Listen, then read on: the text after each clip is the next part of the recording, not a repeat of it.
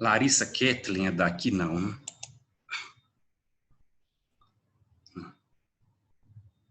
Bom dia a quem chegou agora.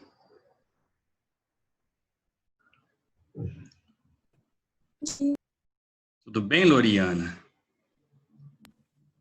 Você? Eu estou bem. Trabalhando muito.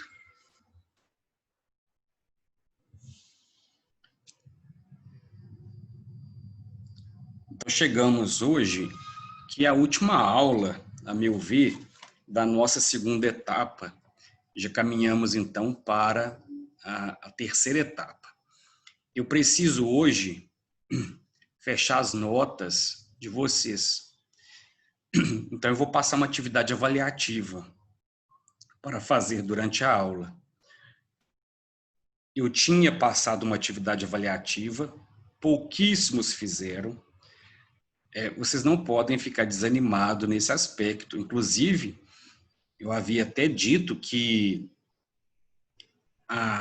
Só um minutinho. Alguns alunos de outra turma aqui.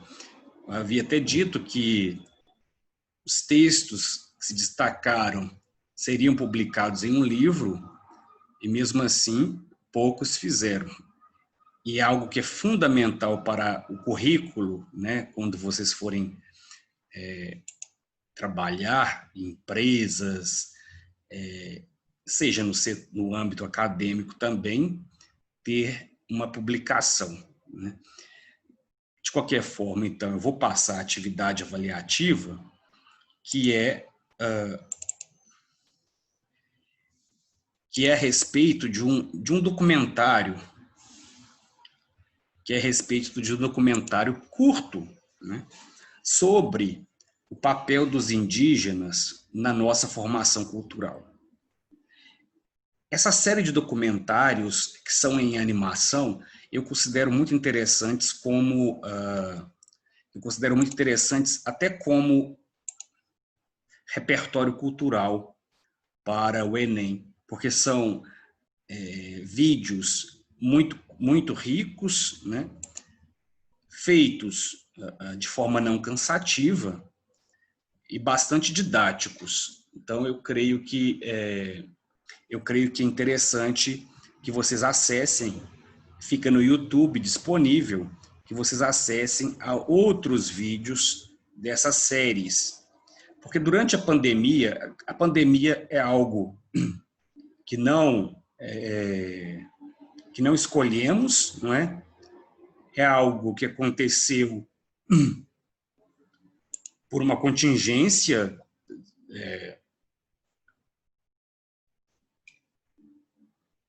biológica que não nos coube prever, mas a pandemia, então, apesar de todos os males que trouxe algumas coisas boas. Uma delas é a quantidade hoje que temos de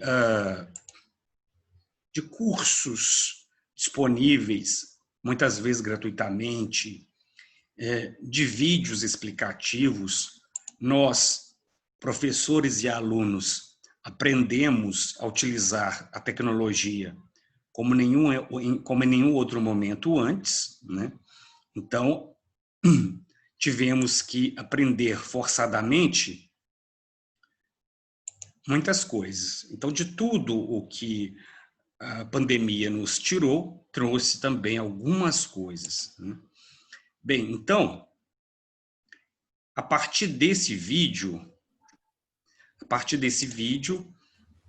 há algumas questões, 5 questõezinhas para serem respondidas. Desculpa, estou com a garganta seca de falar. 5 questões para serem respondidas e enviadas para o e-mail. Meu e-mail raimundo_souza com s, @terra.com.br. Então, são essas perguntas aqui. Então, eu vou passar o vídeo, né, compartilhar, só um minutinho, vou compartilhar o vídeo.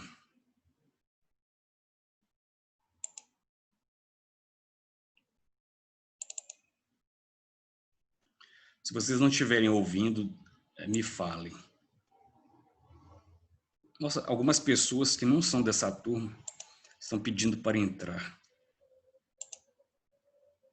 Então, deixa eu ver aqui.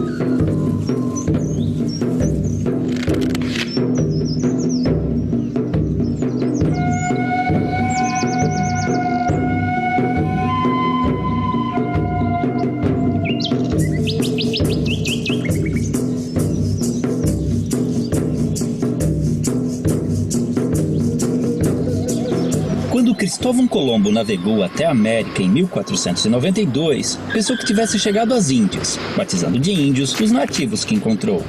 Porém, apesar de terem sido generalizados nessa classificação, os índios não se viam como um povo unificado, pois eram divididos em uma variedade de etnias, sem qualquer identificação entre si. Acredita-se que os primeiros habitantes das Américas chegaram há mais de 20 mil anos, atravessando uma passagem congelada entre a Ásia e a América do Norte, e então espalhando-se por todo o continente. Em algumas regiões, formavam civilizações avançadas. Já no Brasil, fragmentaram-se por todo o território, formando grupos de diferentes tamanhos. Eram sociedades comunais, descentralizadas e igualitárias, vivendo da caça, pesca e agricultura de subsistência, e em sua maioria seminômades, mudando suas aldeias de local conforme os recursos naturais fossem se esgotando, permitindo, mesmo que involuntariamente, a recuperação natural do solo abandonado. As habitações eram geralmente coletivas, chamadas de ocas, variavam de tamanho e forma entre as tribos, mas normalmente eram dispostas em torno de um espaço cerimonial, onde realizava-se todo tipo de atividade diária, além de celebrações e ritos, conduzidos por pajés e anciões. As tribos eram formadas por laços de parentesco e afinidades, e mantinham contatos com outras comunidades através de relações de comércio, cooperação, casamentos, alianças e também de guerras, que eram comuns entre as sociedades indígenas, apesar de sua natureza pacífica. A virgindade era pouco valorizada e a vida sexual costumava ser livre de tabus. Muitos homens ofereciam favores sexuais de suas esposas a visitantes, como forma de cortesia. As famílias podiam ser monogâmicas ou poligâmicas, e o divórcio era algo corriqueiro. Os homens lidavam com a guerra, a caça, pesca e liderança tribal, além da construção da aldeia e o plantio, enquanto as mulheres cuidavam da colheita, do preparo de alimentos e da fabricação de utensílios e adornos. A educação das crianças era a tarefa de toda a tribo e a autonomia era estimulada. Já os doentes e inválidos costumavam ser abandonados à própria sorte. Os indígenas tinham conhecimento na fabricação de bebidas fermentadas e deixaram grande herança à culinária brasileira, com pratos derivados da mandioca e do milho. Sua dieta também era diversificada em proteínas animais, graças à caça e à pesca. Em festejos, cobriam seus corpos com pinturas, penas e plumas, e a nudez no dia a dia era comum e não causava vergonha. Por viverem em florestas, muitas vezes precisavam usar protetores genitais e tangas, mas mantas cobrindo o corpo eram raras. Muito higiênicos, devemos a eles o costume do banho diário. Mantinham muitos ritos e crenças religiosas, os quais podemos identificar por xamanismo, uma mistura de religião, crença, sistema de pensamento e configuração do mundo, em que acredita-se num universo não linear, sem início e sem fim definidos, onde o tempo se confunde. Não possuíam uma doutrina, assim como não acreditavam em um Deus único e supremo, tendo a figura do xamã, o pajé, como seu elo com o mundo divino. Em sociedades sem esses representantes, acreditava-se que os espíritos e antepassados se comunicavam com os humanos através de animais, sonhos e visões. Muitas de suas lendas tornaram-se populares entre os não-índios, enriquecendo o folclore nacional. O uso de alucinógenos, tabacos e ervas era muito comum nos mais diversos rituais. Orientados pelas fases da Lua e conhecimentos astronômicos, entendiam as relações entre as mudanças climáticas, nas quais baseavam seu plantio e colheita. Antes da chegada dos europeus, acredita-se que existiam mais de 1.300 idiomas nativos, hoje reduzidos a apenas 270, que deram origem a diversas palavras da língua portuguesa. Não possuíam um sistema de escrita, mas algumas sociedades desenvolveram sinais e formas gráficas, cujo estudo pode revelar mais sobre seus hábitos. Há indícios de uma grande diversidade de produção artística, que integrava-se ao seu modo de vida e ritos cotidianos, com destaque para a dança, a cerâmica, a tecelagem, a cestaria, a pintura corporal, a arte plumária e principalmente a música. Contudo, os indígenas não possuíam a figura do artista, e todos podiam ser hábeis em diversos aspectos, pois dedicar-se exclusivamente a uma atividade, como na sociedade atual, era sinal de desequilíbrio espiritual e obsessão. Quando os portugueses chegaram em 1500, estima-se que encontraram mais de 5 milhões de indivíduos, divididos em tribos e comunidades, diferentes entre si, mas iguais aos olhos do colonizador, responsável por reduzi-los a menos de 600 mil em poucos séculos.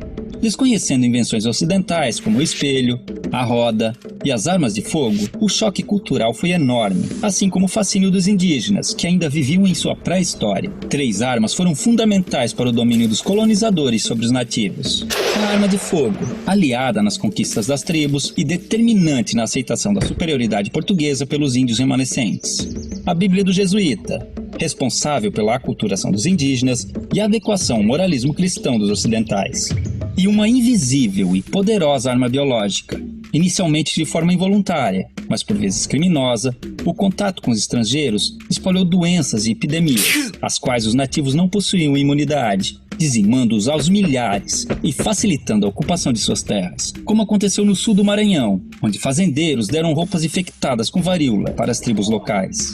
Porém, muitos indígenas auxiliaram os portugueses em expedições ao interior, em conflitos com outras tribos e ajudaram a escravizar grupos inimigos, além de fornecerem aos colonos produtos como a madeira, condimentos e substâncias medicinais. Isso tudo forçou os remanescentes a viver em condições precárias por muito tempo. Somente em 1967, com a criação da FUNAI, começaram a surgir e ganhar força associações indígenas que buscam melhorias em áreas como saúde, educação, meio ambiente, patrimônio e demarcação de terras.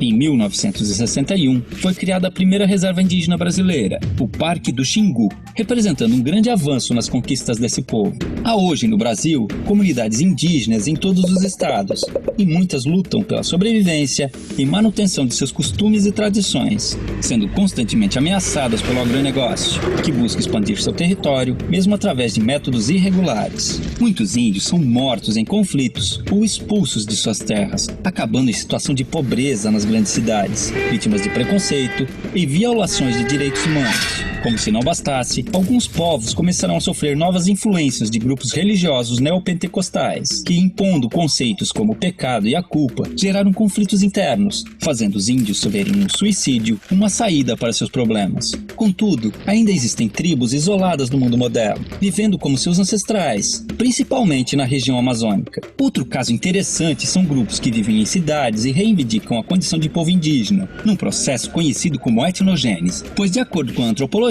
a etnia vai além dos traços físicos, sendo também um grupo social, e enquanto mantiverem seus sentidos e valores, se identificando como tais, esses indivíduos não deixarão de ser índios. Assim, podemos vê-los integrados aos hábitos modernos, e vivendo nas cidades, ocupando o mercado de trabalho, cadeiras nas universidades e cargos públicos, buscando também representação política e lutando por direitos como cidadãos que precisam manter sua cultura e tradições vivas, frente aos novos desafios que estão por vir.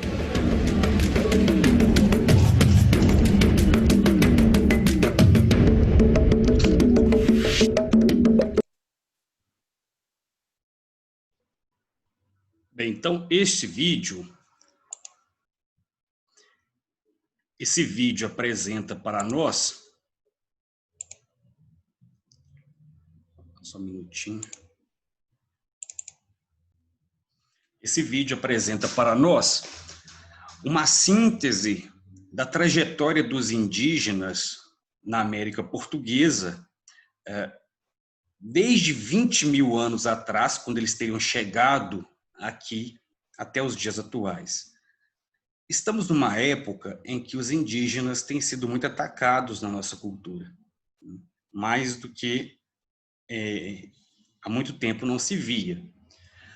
Os indígenas têm uma contribuição enorme para o Brasil que temos hoje, e esse vídeo apresenta uma síntese, então, de que os indígenas teriam vindo da Ásia, né? Nós sabemos hoje que não havia essa separação de distância entre os continentes, como temos hoje. Então, eles teriam vindo da Ásia, daí a cor da pele ser parecida em alguma medida com os asiáticos e o cabelo liso também. Teriam, então, se fixado aqui, diferentemente da América portuguesa, aliás, diferentemente da América espanhola, na qual tivemos 3 grandes civilizações indígenas, né? Os astecas, os incas e os maias. Aqui, os indígenas se espalharam, então não formaram uma unificação. Isso impediu que, diferentemente da América espanhola, construíssem civilizações grandiosas, como são os astecas no México e os incas na região do Peru, que têm edificações que até hoje encantam quem vê.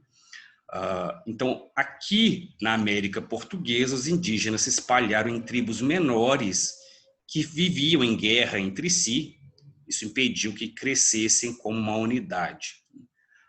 De toda sorte, eles não deixaram de se desenvolver.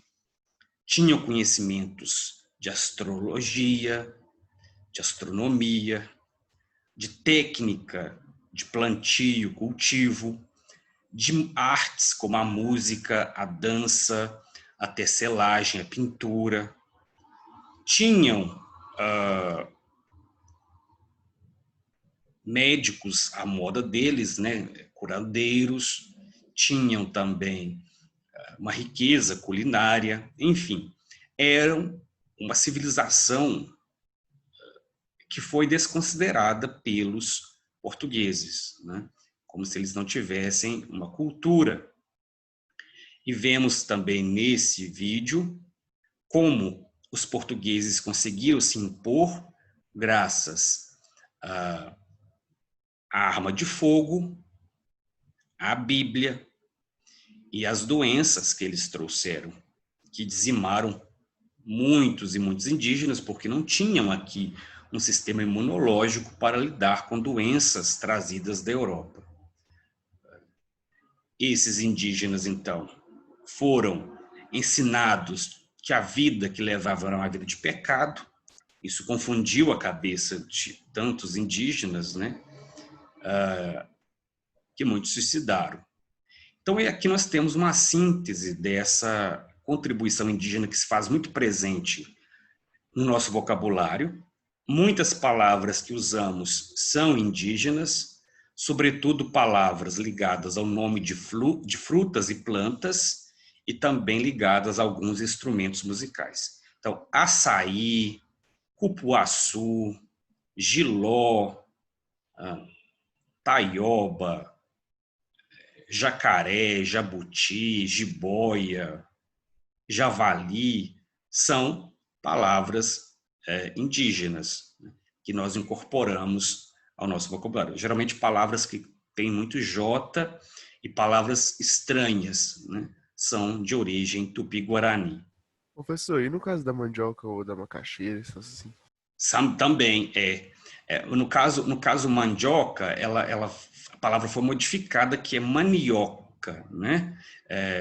Então, algumas palavras que eram originárias de Tupi-Guarani foram modificadas com o tempo, mas ainda assim são de origem do Tupi-Guarani. O que vai modificar é o modo como, em diversas regiões, essas palavras deixaram de ser somente indígenas e passaram a ser usadas pelo vocabulário dos povos não indígenas e que atribuíram outros sentidos a ela ou mudaram a palavra, né? De qualquer sorte, esses nomes de, de frutas, de vegetais, têm origem indígena, com exceção daqueles que não havia aqui. Galinha não havia, né? Então, eles... Mas, por outro lado, jabuticaba, por exemplo, é uma fruta que só existe no Brasil, né? Então, como é uma fruta que só existe no Brasil, ela tem esse nome pronto. Tanto que, quando a gente quer se referir a algo que só no Brasil acontece, porque algumas coisas realmente só acontecem aqui, a gente usa a expressão uma jabuticaba brasileira, né? Então, jabuticaba seria para designar aquilo que só aqui no Brasil acontece. Jabuti, como eu falei, juá, são palavras que vêm da origem indígena. E a gente não sabe, mas em Minas Gerais havia muitos indígenas também. Muitos e muitos indígenas.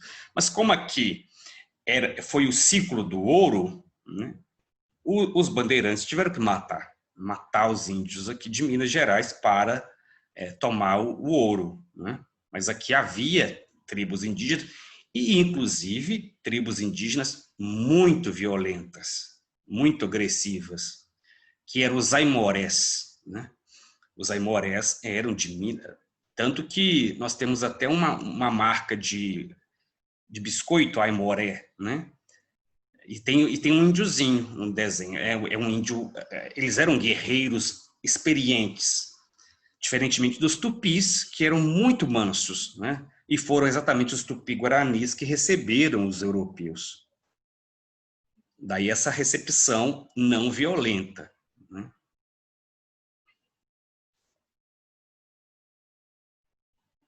Vimos também que eles tinham casamento, divórcio, eles tinham poliamor, casamentos abertos, relacionamento aberto, né?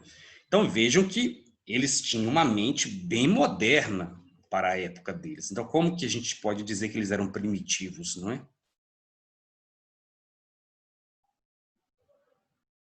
Faziam troca de casais, como nós vimos no vídeo ali.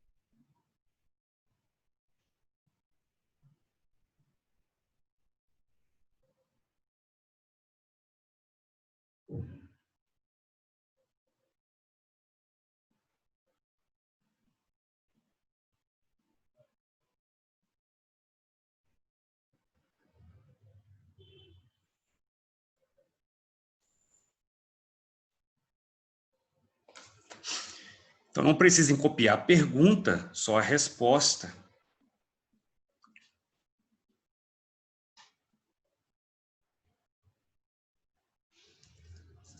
Para pensarmos.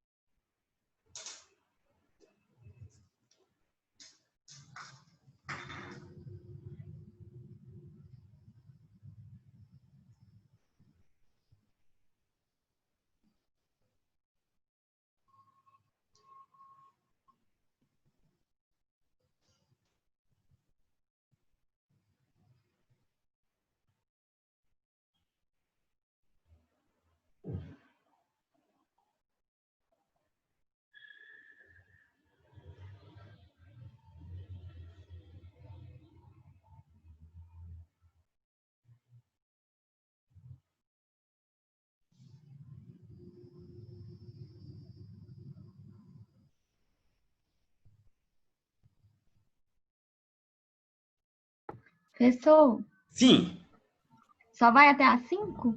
é. Ah, tá bom, beleza.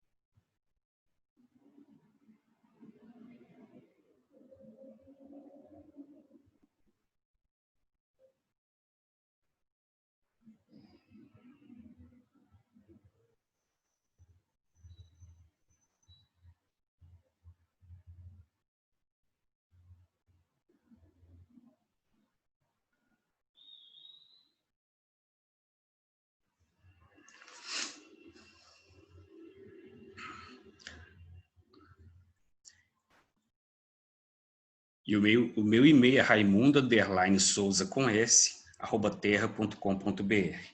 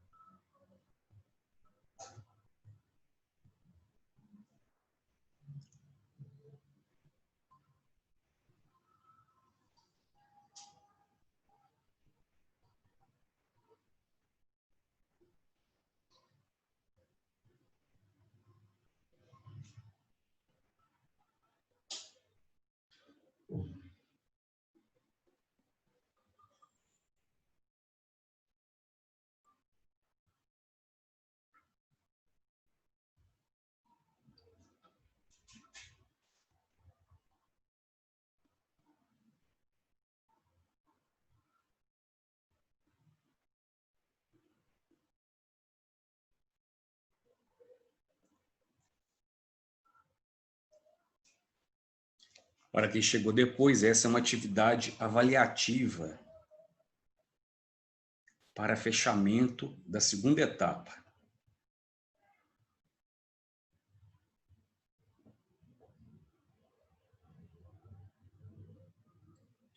A atividade será... Oi. Essa atividade aí é para enviar para você? Por onde? Pelo meu e-mail que está disponível aqui. Beleza. Mundo _ Até que hora, professor? A qualquer hora, até meia-noite, né? Raimundo _ Souza com S, @terra.com.br. É um vídeo que faz parte de uma série chamada Raízes do Brasil, na qual se apresentam as contribuições respectivas dos indígenas, dos portugueses e dos africanos para a nossa composição étnica e cultural. São algumas perguntas simples. O papel dos animais nas lendas indígenas. É muito comum a presença dos animais. Vimos ali o boto. Alguém já viu a história do boto rosa? Eu. Já. E qual que é a história do boto? O que o boto rosa fazia? Ele, pelo que me lembro, ele atraía as mulheres para o fundo do oceano, do mar, alguma coisa assim. O boto rosa, ele se transformava em homem em algumas épocas, um homem de extrema beleza e que atraía as mulheres das tribos, né? É claro que isso não acontecia, não existia, o boto existe, mas não existia essa ideia de que ele se transformava em um homem. Mas para quê? As lendas são feitas para para explicar situações. Então, quando uma mulher tinha um amante, né, sumia de casa, onde você estava ontem à noite? Ai, o boto me sequestrou. Ou então, aparecia grávida. Esse filho não parece comigo? Ai, foi o boto. Então, era uma forma de justificar, né?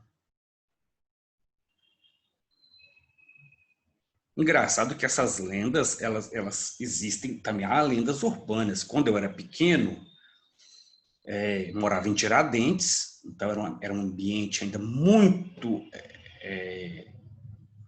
É cidade, mas era um ambiente ainda muito com a mente muito voltada para as crenças, né? E eu morava perto da serra. E havia na serra um homem pelado.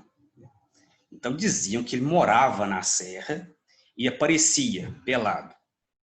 É engraçado que só as mulheres viam esse homem pelado. Eu me lembro de uma vez os homens, é porque as mulheres desciam de biquíni da cachoeira, né? E quando desciam, esse homem pelado aparecia. Eu me lembro de os homens com machado, foice, terem subido para pegar esse homem pelado e não viram nada, né? Então eu tenho a impressão de que era a imaginação das mulheres, né? Talvez a vontade de ver esse homem pelado leva a essa criação dessa lenda de que havia o homem pelado. Não sei se ainda existe lá esse pensamento do homem pelado.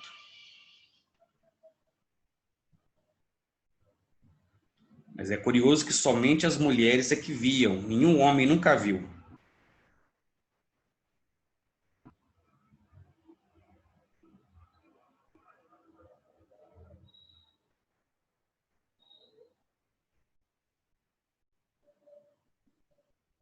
Nessa mesma serra também, no meio da serra, bem no meio daquele mato todo, morava uma mulher.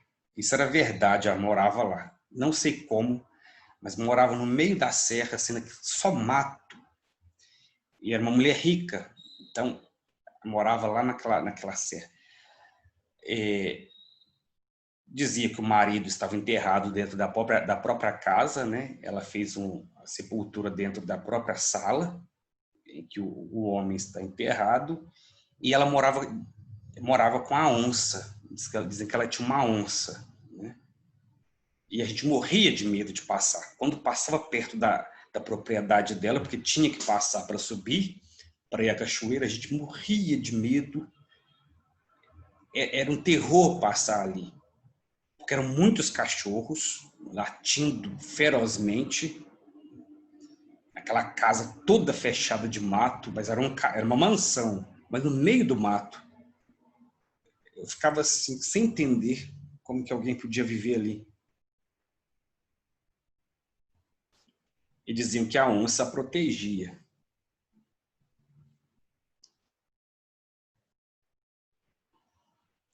Então, os animais estão muito presentes nas nossas criações imaginárias, né?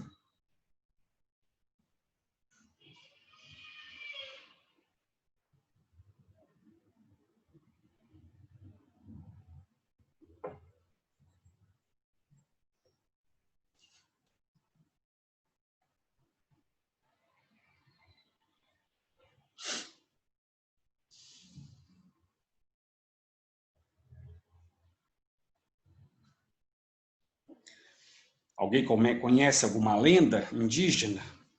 Tem a lenda da Vitória Régia,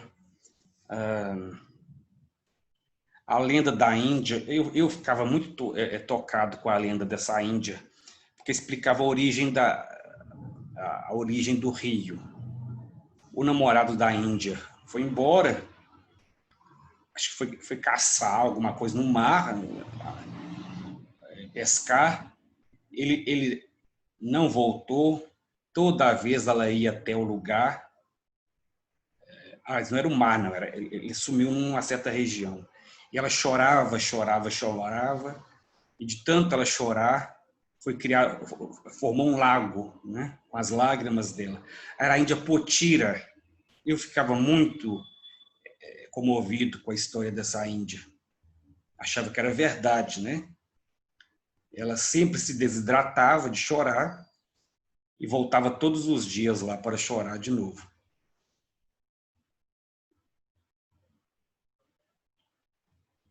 Professor, eu não entendi essa pergunta da 4. O que é para dizer? É para falar sobre as lendas? Especificar qual que é elas? Eu não entendi. Como que os animais aparecem nas lendas? Porque as lendas indígenas, elas têm muitos animais presentes, né? Ou por exemplo, uma pessoa tal, um animal que virou aquela pessoa, né? Você tem lendas como a mula sem cabeça, que não é exatamente uma lenda indígena, mas que vai explicar algo que assusta, né? Saci Pererê. Você tem a lenda do jaburu, né? O canto da ave. Por que aquela ave tem um canto triste? Porque ela era uma moça que foi abandonada pelo namorado, né? Então, os animais são, para os indígenas, em muitos casos, pessoas que se transformaram, né? Ou então o contrário, há pessoas que eram animais, porque como eles não têm, a percepção deles de universo não é linear, ou seja, não existe uma relação de superioridade entre o homem e o animal. Então, uma pessoa se transformar em animal é muito simples, pode acontecer.